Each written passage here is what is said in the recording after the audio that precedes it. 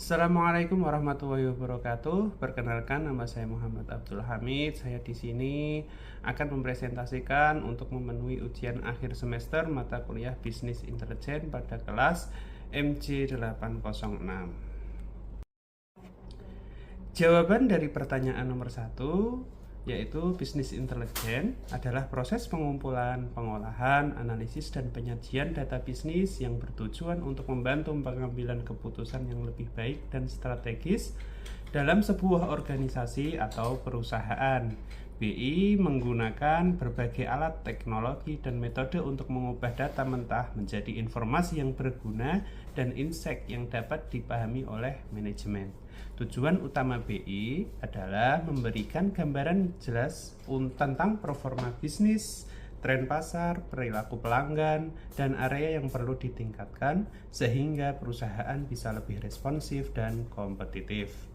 Contoh aplikasi bisnis intelligence yang pertama adalah dashboard management, lalu yang kedua ada analisis penjualan, yang ketiga ada manajemen rantai pasokan, dan yang keempat ada customer relationship management atau yang biasa disebut dengan CRM.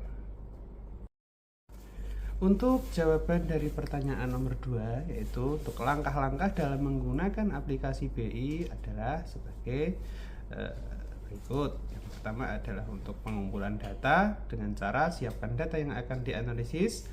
Power BI bisa mengimpor data dari berbagai sumber seperti Excel, CSV, database, SQL, layanan cloud seperti Azure, Google Analytics, dan lain-lain, serta masih banyak lagi.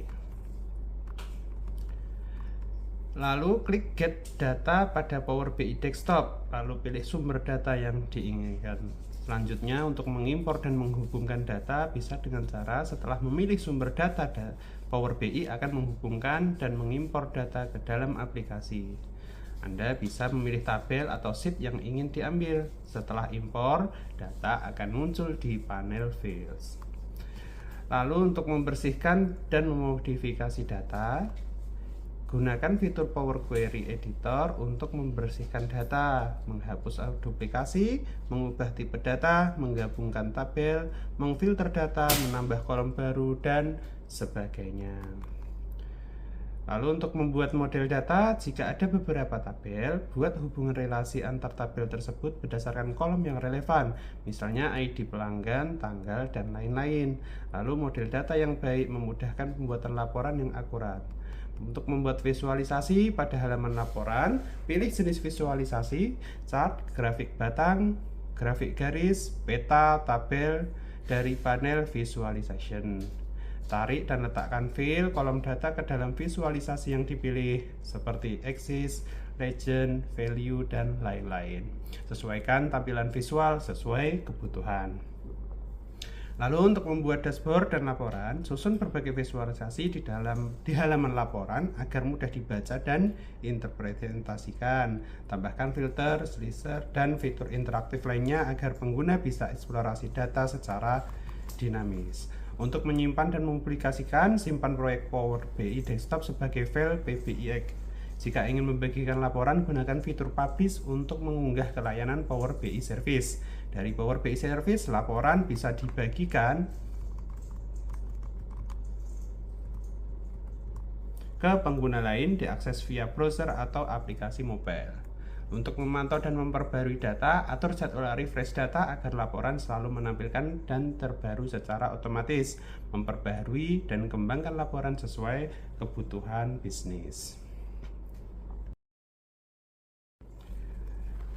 Selanjutnya untuk jawaban untuk pertanyaan nomor 3, untuk perbedaan dari penggunaan Power BI dan Tableau adalah sebagai berikut.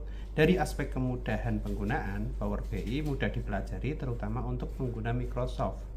Lalu Tableau kurva belajar lebih tinggi, fleksibel untuk analisis mendalam. Untuk aspek integrasi sistem, Power BI terintegrasi erat dengan ekosistem Microsoft Excel, Azure, dan Teams. Lalu untuk Tableau mendukung banyak sumber data dan platform secara luas. Untuk aspek harga dan lisensi, versi gratis tersedia untuk Power BI, lisensi Pro relatif lebih terjangkau. Tableau harganya lebih mahal, lebih cocok untuk perusahaan besar. Aspek kemampuan visualisasi, Power BI visualisasi lengkap dan mudah dikustomisasi. Lalu untuk Tableau visualisasi sangat kaya, dinamis dan interaktif. Untuk aspek target pengguna, bisnis kecil sampai menengah, pengguna Microsoft. Lalu untuk Tableau perusahaan besar, pengguna dengan kebutuhan visualisasi yang lebih kompleks. Selanjutnya untuk jawaban pertanyaan nomor 4, bisnis intelijensi BI sangat penting bagi sebuah perusahaan karena membantu dalam pengambilan keputusan yang lebih tepat dan berdasarkan data yang nyata. Dengan BI, perusahaan dapat mengolah dan menganalisis data dari berbagai sumber untuk mendapatkan gambaran yang jelas tentang performa bisnis, tren pasar, dan kebutuhan pelanggan. Hal ini membuat manajemen tidak hanya mengandalkan intuisi atau pengalaman semata, tapi memiliki dasar informasi yang kuat untuk menentukan langkah strategis. Selain itu, BI memungkinkan perusahaan untuk meningkatkan efisiensi operasional dengan mengidentifikasi proses yang perlu diperbaiki dan mengurangi biaya yang tidak perlu. Informasi yang dihasilkan dari BI juga mempercepat respon perusahaan terhadap perubahan pasar, sehingga bisa lebih adaptif menghadapi persaingan yang ketat.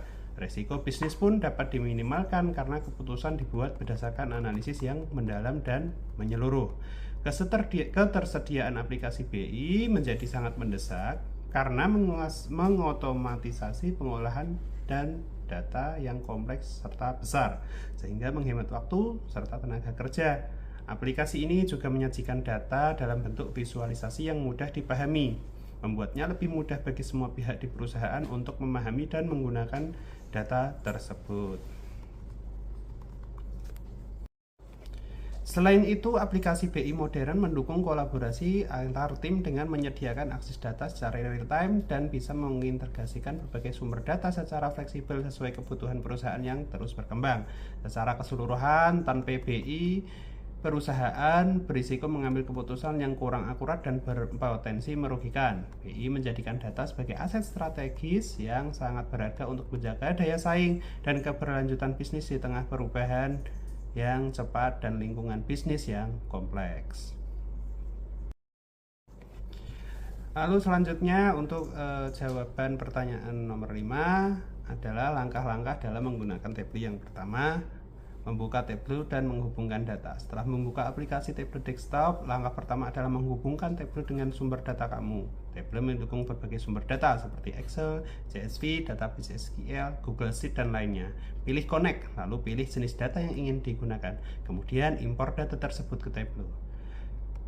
Yang kedua, memahami data di Tableau. Setelah data terhubung, Tableau akan menampilkan data source spec di mana kamu bisa melihat preview data, melakukan pembersihan sederhana seperti menghapus kolom yang tidak diperlukan, mengganti nama file, dan mengubah tipe data.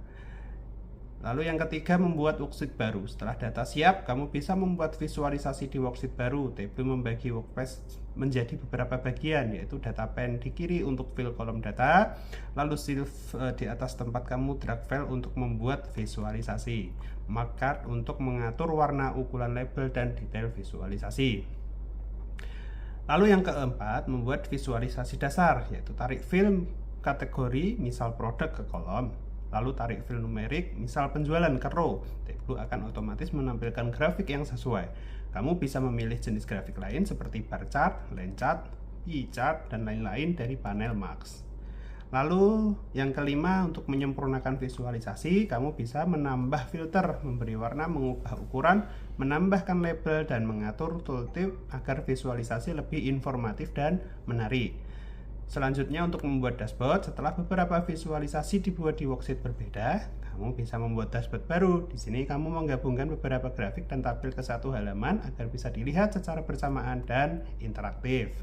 Selanjutnya, untuk membagikan dan mempublikasikan, jika sudah selesai, kamu bisa menyimpan file Tableau sebagai TWB atau TWBX untuk membagikan laporan secara online. Kamu bisa mempublikasikannya ke Tableau server atau Tableau online sehingga tim atau klien dapat mengaksesnya lewat browser. Terima kasih, demikian presentasi dari saya. Wassalamualaikum warahmatullahi wabarakatuh.